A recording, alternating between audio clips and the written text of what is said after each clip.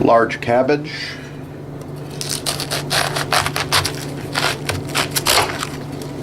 Yeah, so easy with the right knife.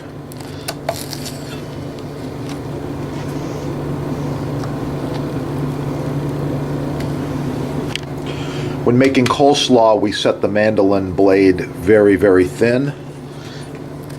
And the best coleslaw requires very fine cabbage shredded like this. Yeah, right there. That's what you're looking for. Again, busting some moves in one of the kitchens. I thought I'd share a few things with you. So I got the mandolin going right here. This is one of those cuts, you just can't do it with a knife. It doesn't matter how good you are with the knife, how sharp your knife is. There is no way you're going to take your knife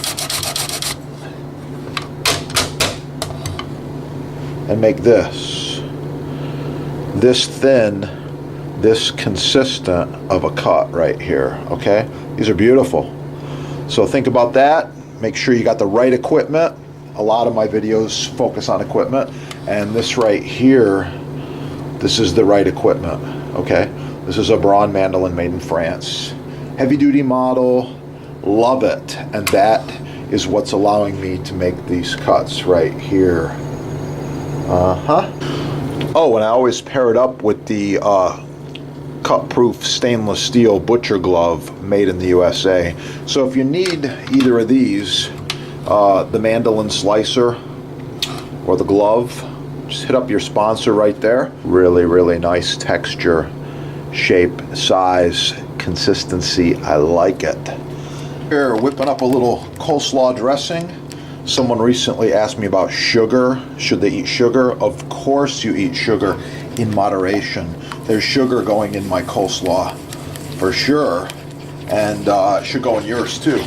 So what you want to avoid is very fattening liquid sugars like corn syrup and soda pop and all these other unhealthy things, and eat the fresh, natural foods like homemade coleslaw.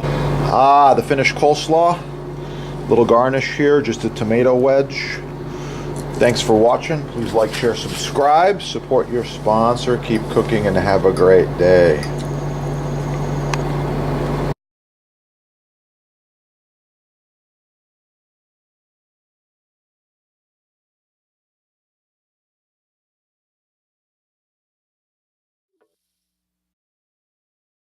So check it out, support your sponsor right there. Have a wonderful day.